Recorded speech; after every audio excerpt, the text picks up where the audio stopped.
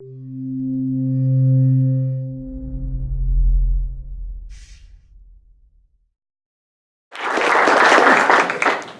you. Hello, everyone. Very good. I know you're all getting tired, second day into the summit in the afternoon. Information overload. Trying to stay awake. I'll do my best for you. My name is Mick, and I am a Cassandra consultant working with two long-time Cassandra heroes, Aaron Morton and Nate McCall, at the Last Pickle. And this talk is going to be about distributed tracing, Zipkin as a solution to that, and combining that with Apache Cassandra. Before I get into that, I want to say a little bit about myself, at least to say that my journey with Cassandra, my journey here, has been a real story of follow your heart, or follow what you know is right to do, and everything else just falls into place. It's certainly helped that I've always been engaged with open source code. But Cassandra was really something that changed a lot for me, because I never really liked databases. When I went through university, I didn't do a single database or SQL subject because I thought it was boring. And through my whole career, I kind of stayed away from databases as much as I could. And it wasn't just that it was boring in my eyes. It was that it just didn't feel right. I mean, you go back 15 years ago, and we knew to avoid distributed transactions. We knew to favor stateless services. We knew that if you could avoid putting objects into session scope, you could scale out your Tomcats easier. And so, at the same time you had these databases guarded by their DBAs, and it was wrong. It didn't gel with the technologies as a Java developer that we were working with. Cassandra changed all of that for me. It certainly helped that it was open source and Java, made it more accessible. But more importantly, it was that fundamentally revolutionary change in the technology that caught my attention and got me into databases. And again, it made me a better full stack developer. It also got me, just an average programmer with all his social awkwardnesses, to get up on stage and to share at least what one programmer can share.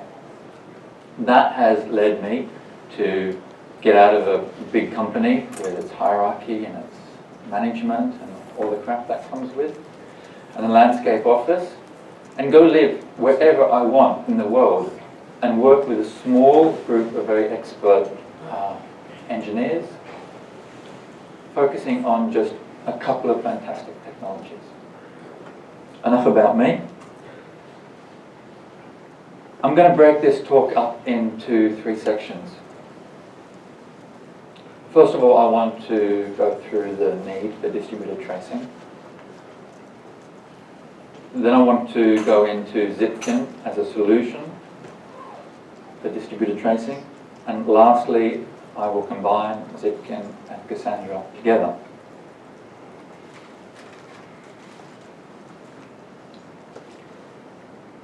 When we got together at the Last Pickle to write our abstracts to submit for the summit, Aaron came up with these sentences for me.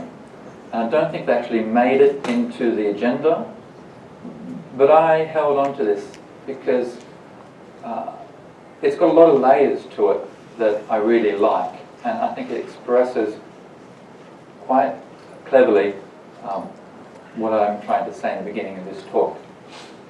Apache Cassandra is the data platform du jour for the next evolution of software services amidst an enterprise moving ever towards microservices and base architectures. Often you find that the missing piece for many is tracing and profiling difficult to reproduce problems.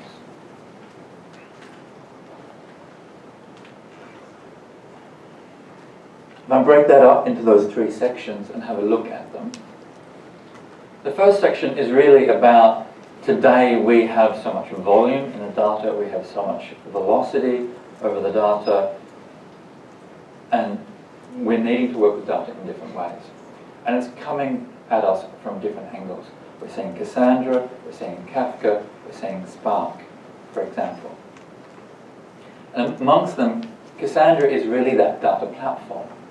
It's about storing the data, and it boils down to the need to scale data today. The second part is giving more context to our methodologies today, microservices, DevOps, and so on. While microservices is a buzzword, it's just a revival of service-oriented architecture. It does also incorporate more of the human factor today. You've got the DevOps aspect there, you've got monitoring tools required, it's talking about Conway's laws, structuring your teams correctly so that they're decentralized and autonomous. And a lot of this is coming down to the need to scale people in organizations. We want teams to be working at full speed, not waiting on each other.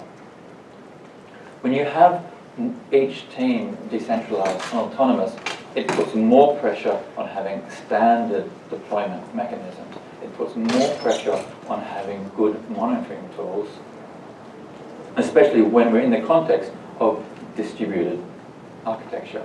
If you're using Apache Cassandra, chances are you've got a service-oriented architecture on that and scaled out or distributed architecture on top of that Cassandra.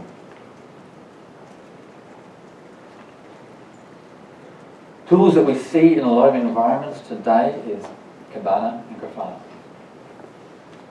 And they are fantastic. They really change many organizations. When you've got hundreds of services and you've got lots of teams and you need those teams to be able to be solving all the problems themselves. But what is missing is distributed tracing. When you've got those bugs which can't be reproduced by one service alone, they're kind of snuck in between how different services interact. Or you're trying to solve the slow, the 99th percentile latencies, and you need to go looking at those difficult to find requests which are ruining those performance numbers. And in this talk I'm going to present Zipkin as the solution there. What's the difference between Kibana and Grafana? Kibana centralizes logs for you into one place. Grafana lies on top of Graphite and centralizes metrics for you. Go check them out. If you're not using them already, you really should.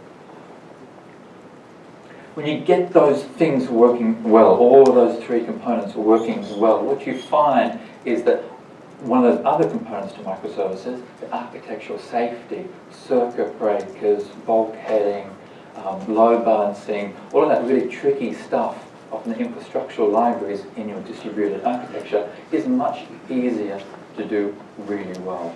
You don't kind of have code with concurrency bugs that's left to fester because no one can quite tackle them. You get onto those problems early, and you often end up with a much more concise infrastructure code.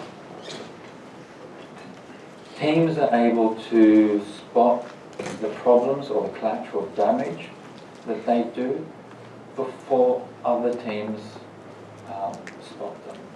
And this is again about scaling people and about creating a healthy culture in an organization where people aren't blaming each other, that you're proactive in spotting that collateral damage that you cause now and again. You also have a service where you don't have that kind of 0.1% of the users getting lost. The quality of development really increases, and teams can also switch out whole implementations to their services through dark launching or blue-green deployments, knowing that all those tools there are backing them up. So I think I've tackled the last question there, the last part of that blurb.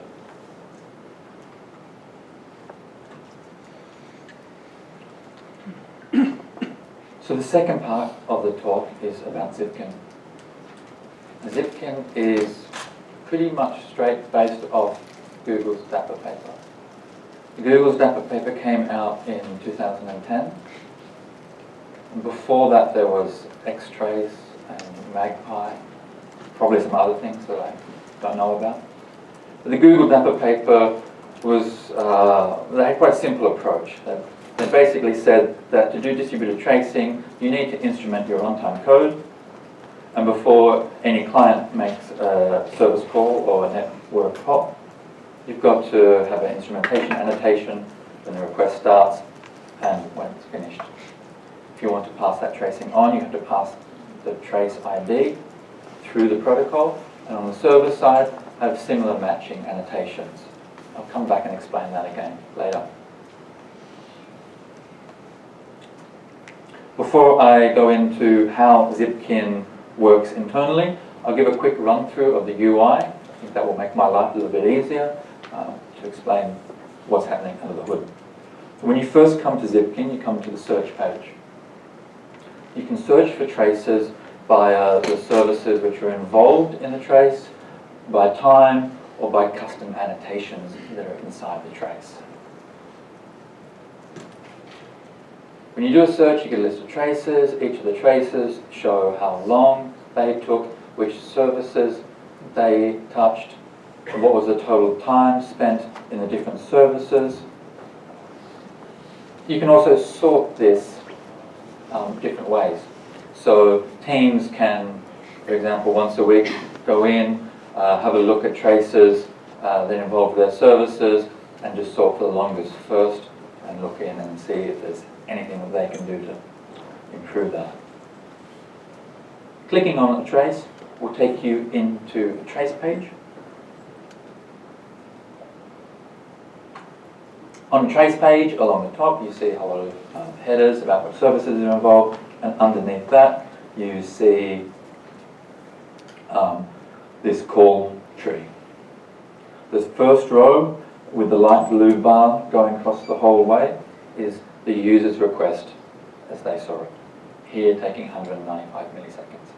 And then underneath that, you see all the different services that were invoked behind the scenes, all the way down to individual database calls. In this example, there was nothing run concurrently. It was all synchronous and sequential.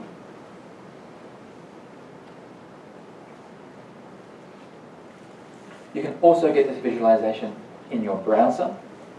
Both Firefox and Chrome have plugins, I believe. I know. This is a screenshot from Firefox.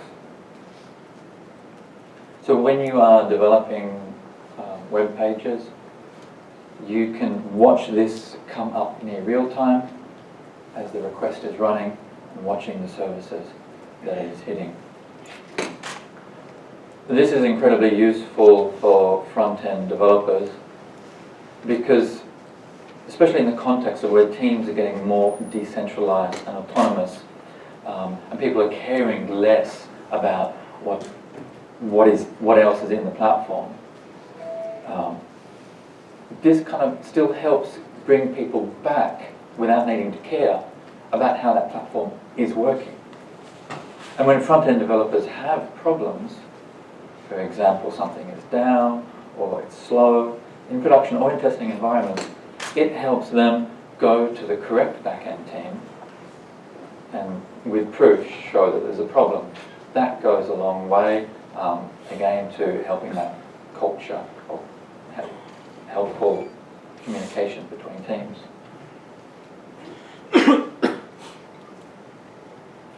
That transparency into the platform isn't just useful for the front-end developers, it's useful for everyone. Because we can aggregate traces each day into a pull graph like this, it means that architects and managers can do with a lot less documentation. They're keeping up to date with how everything works in the platform. The architects may also have set mandates for teams, like We want you to stop working with that old legacy shared schema and start having your own encapsulated databases. Or we might want you to break up your synchronous calls across the bounded context and start using more event-driven design. And if you go through this day by day, you can then check that that progress amongst all the teams is actually happening.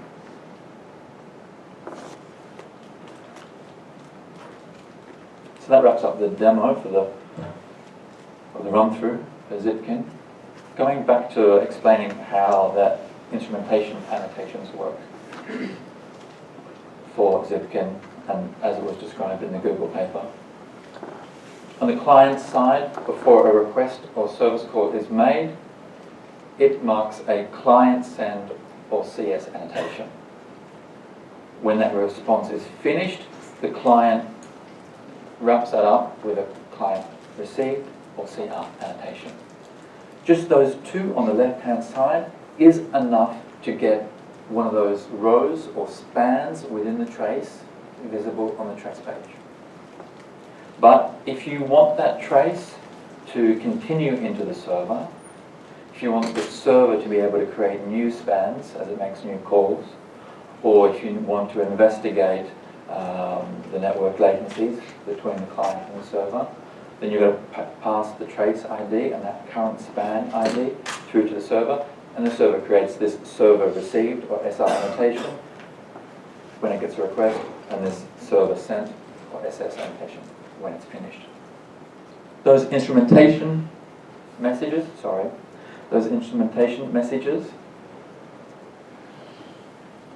get dumped into Scribe or Kafka, and they get sent off to a Zipkin collector. The Zipkin collector then stores it in Cassandra. And then that UI that I was showing you is hitting a Zipkin REST API, which is getting that data out of Cassandra.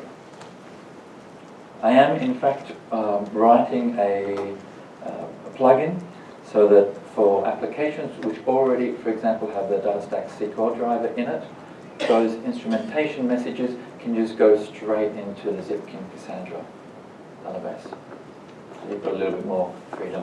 One of the nice things with Zipkin is all of these components are polyglot. So you can have a different database there if you want. Although I know none of you in this room want that. Or you can have a different messaging system if you want.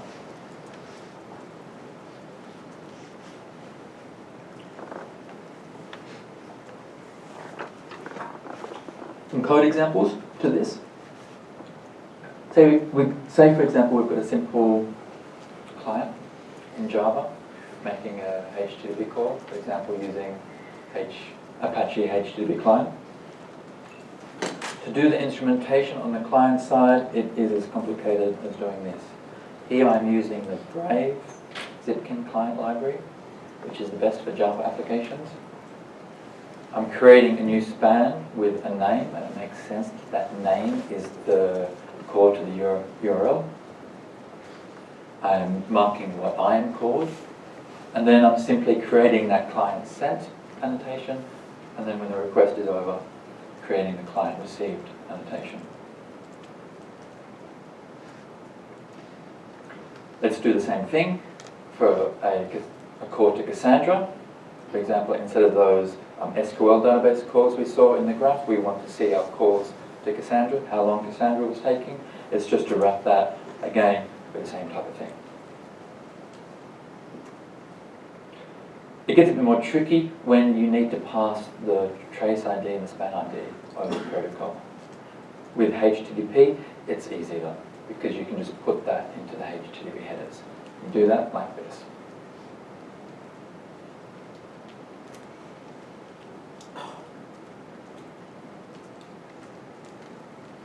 So the last part of my talk is combining Zipkin tracing and Cassandra tracing. And that warrants an introduction into tracing in Cassandra.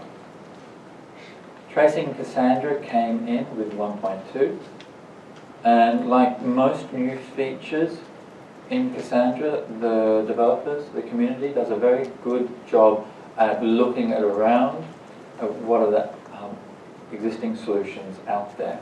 In this issue, they go through the Google Dapper paper and Xtrace and different complicated tracing solutions.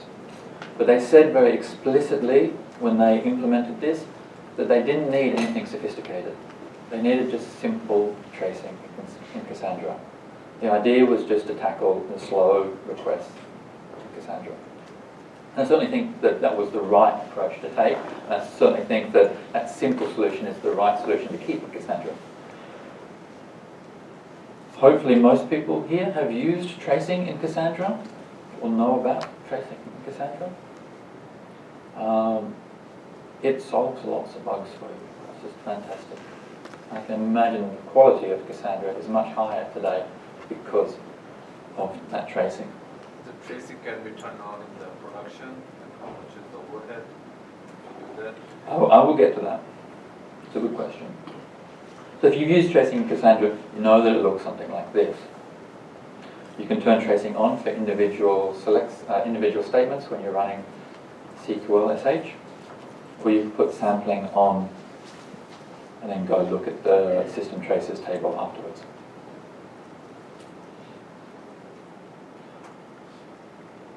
That tracing implementation in Cassandra is really very simple. We're talking about 4 classes in the tracing package. And the main 2 classes here are tracing and trace state. Tracing is just a singleton in the Cassandra JVM that just handles the basic logic for you. And each request that requires tracing gets a new trace state, and that carries through. The way that it works in a request that gets traced is like this. So the begin session at the beginning of the request is called in the tracing package. And then when each of those tracing statements that you saw are made, that's a call to a trace method. Then when the coordinator calls the replica node, or replica nodes, it puts the trace header into the message, which goes over the messaging service in Cassandra. And then on the replica node side, when that message comes out, in the tracing package, you have this initialize message method that takes out the header and continues the tracing on the different node.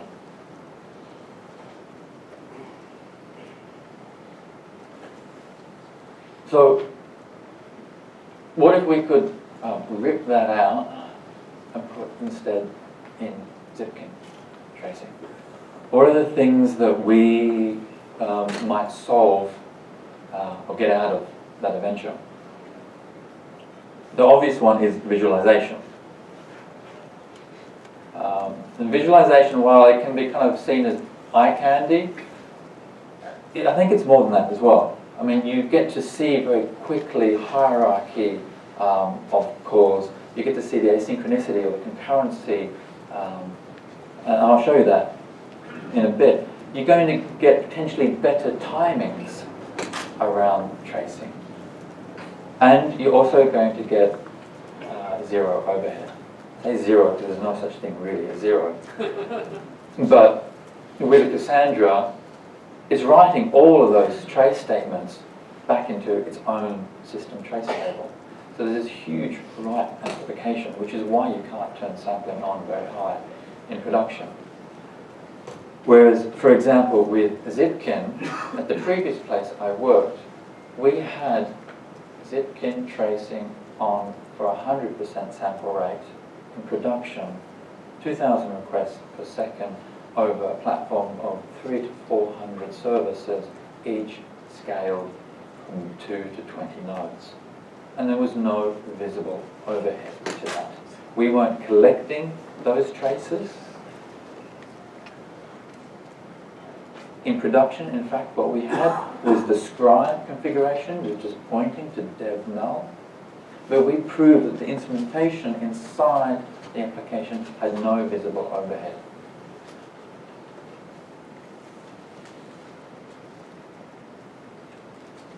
So yes, I have done this work over the last month. I've hacked away on the Codebase, which I thoroughly enjoy doing, and I can only recommend. Cassandra Codebase is quite elegant to work with. Gary, on a previous talk today, did mention that it wasn't particularly modular or built up of primitives. There's good reason for that. It is a bit more sophisticated than your typical enterprise software, but it is still very nice code, and you learn a lot from working with it. So here is a screenshot of Zipkin Tracing working in Cassandra.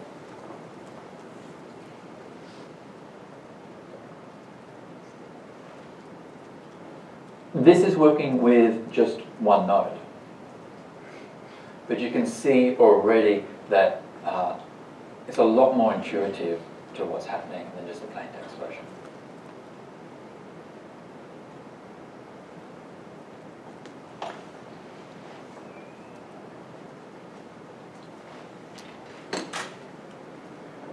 And to achieve that, it really was very simple. It's basically just to extend two of those classes. In those two original classes, the tracing and the trace state, I ripped out a few lines of code that does the final, here's a trace, and write it into that system trace table. Move that away into a separate implementation, the default implementation. And with those two classes, there was one other method that I had to pull out a couple of lines of code so that I could override it. Otherwise, Bob's your uncle, easy. I put a switch in place so I could test both solutions side by side. No worries.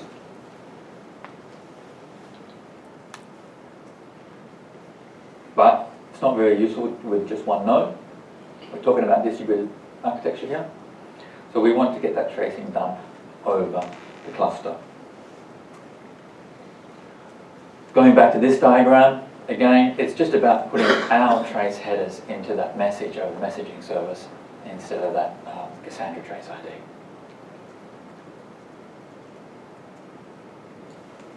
And that's going to look something like this.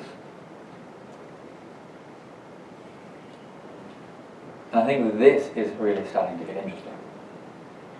Because from here, you're going to pick up problems like one node behaving slowly and why it was behaving slowly, the coordinator not dispatching those messages out properly, or concurrency that you're thinking you're using not actually working the way, or the read repairs kicking in, or the snitch not behaving. There's a whole host of bugs that you can see far quicker with this, I believe, than with just that text version.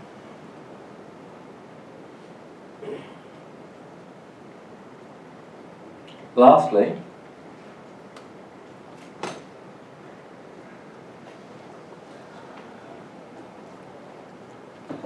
let's look at full stack tracing. Let's get that original platform tracing that we had, and let's see if we can pass in the trace header into Cassandra so we get both graphs in the one page. I didn't think that this was possible because the CQL protocol doesn't allow for much. It's a bit hard to pass in a trace ID and a span ID into a CQL statement. But just recently, sorry, I've jumped slides. Back between. Just recently, this issue came along, which allows you to put arbitrary key values into CQL calls behind the scene. So now, from Cassandra 2.2, we can pass this extra information behind the SQL statement. And it's going to look like this. I think this is really getting fantastic now because you're now combining the client side to the server side around Cassandra. There's so many bugs that we come across as consultants, which, you know, that initial period investigating the bug is this really Cassandra's fault? You know, people are asking Cassandra to do something. Is Cassandra really doing what they're expecting? It could be Cassandra's fault, or could be that just misunderstood Cassandra. It could be that they have misconfigured or not configured token awareness policy.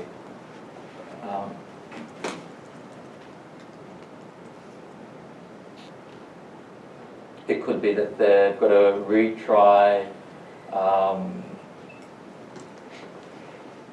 lower consistency policy there, and that's not working as they expected, or they're expecting a local DC consistency. There's a whole range of things that we can spot from this.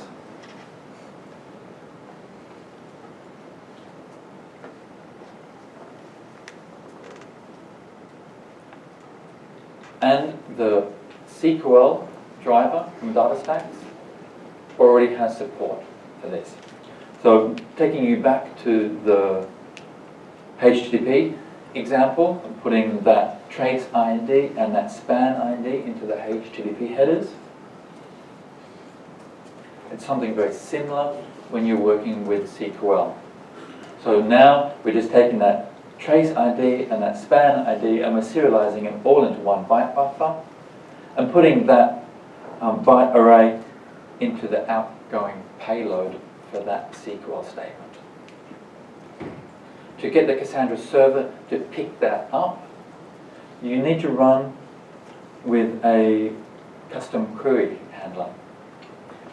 And it already comes for free in Cassandra, this custom payload mirroring query handler. And that's going to pick up those key value, incoming key value entries and make them available.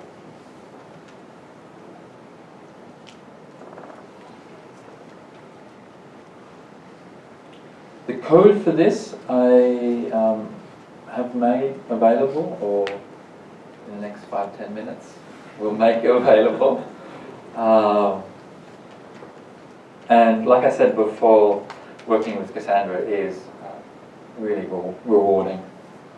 And often stuff like this, once you've got your head around it, you end up with quite simple, quite small patches to achieve what you want. So here, to achieve this, at least to achieve, to make Cassandra have a pluggable tracing interface. Outside the tracing package, there was only 4 files touched. And almost like only 5 lines added in total.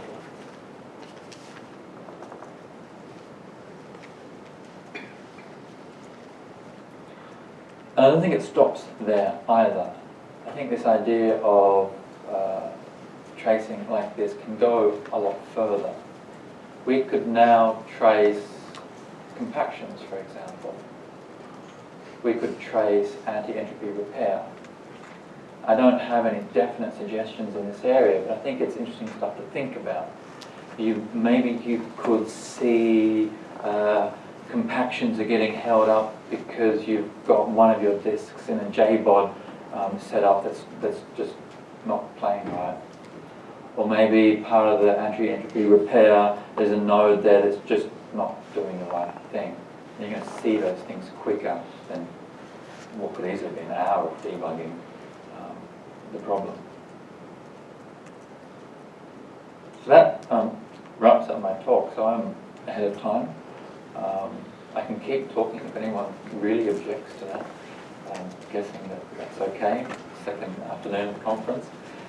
I put up all the references here.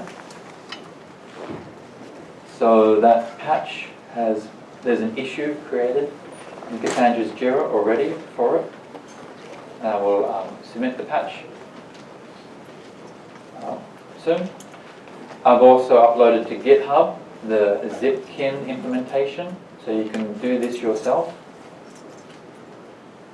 And I will post these slides on Twitter within the next half an hour. So the photo you're taking doesn't turn out, just grab my Twitter handle and grab the slides. Okay, thank you very much.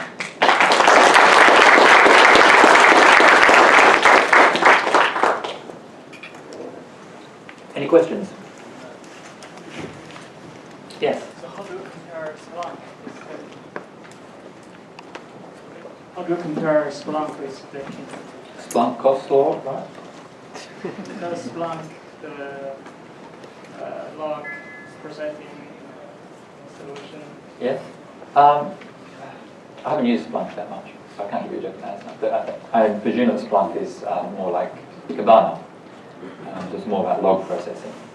And there is an overlap there as well. And what Zipkin gives you for free is a correlation ID. So that because you've got this trace ID, and that is your correlation ID. So with Zipkin working, you now have that free correlation ID that you can put into Log4j or whatever you're using in your logs. And when you go to Kibana, you can now search on that same trace ID in Kibana and bring up all the logs for a user's request, all of the different JVMs or services. Hi. Yes. In our system, we have many devices in the field that already have correlation IDs in the messages that we pass. So can we start from that correlation ID and pass it along as your tracing ID? Or does... The Zipkin trace ID needs to be along today. It's not a very complicated code base. You could hack away at it if you wanted to. But you'd be fighting it a little bit.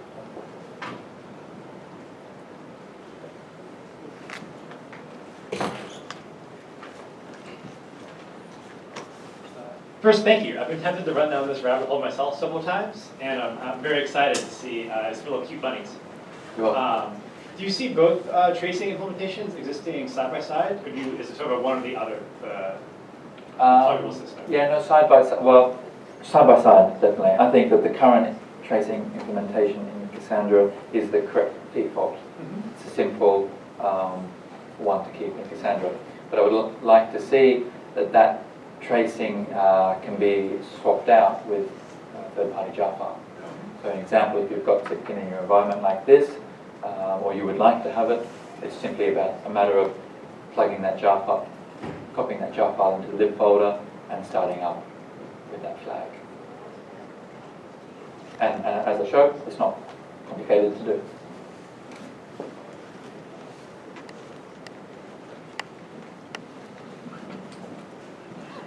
In this lab, you showed to us, I think, a lot of lines about tracing. Do you think the tracing is very intrusive to your code base? Sorry, this is a screenshot. I mean, in one of your slides, This? when you show the code, no, the code very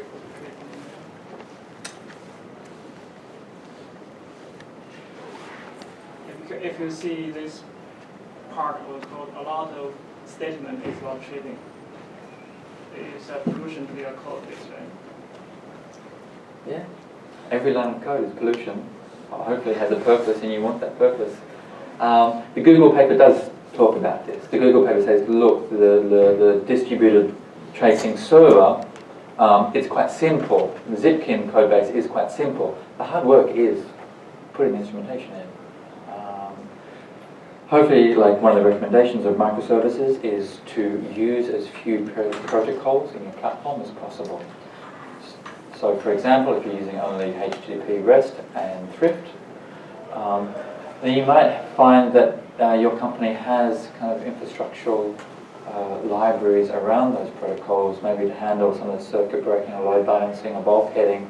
And with those infrastructural libraries, you can do this and it's automated through your whole platform for you. I do some benchmarking on Cassandra, and I see that whenever I increase write, read start to fact, and I always try to, I'm from the cortical side of it, so I have this tracing easy to find out why something is slowing down. So whenever read is slowing down because maybe writes are high, is there a way I can find why the reads are slow, or is there some contention going on in the Cassandra? Is Zipkin can help with these type of issues? Yeah, I believe.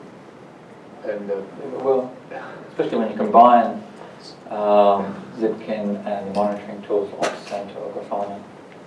so Zipkin, you are setting trace pointer to some fixed locations, right? So there is this, trace point is set at some part of the code. is there a way to like a hot patching type of thing that you can say that set this breakpoint with this part of the code without really adding, like it mostly the kernel side of it. I mean, you have the ability like with this framework like System Tap and others, you can actually hot patch a particular set of code if you're trying to. I'm not quite following. Okay, so what you have is a trace point at some particular locations. We're wrapping up, That's sorry. going to have to be it.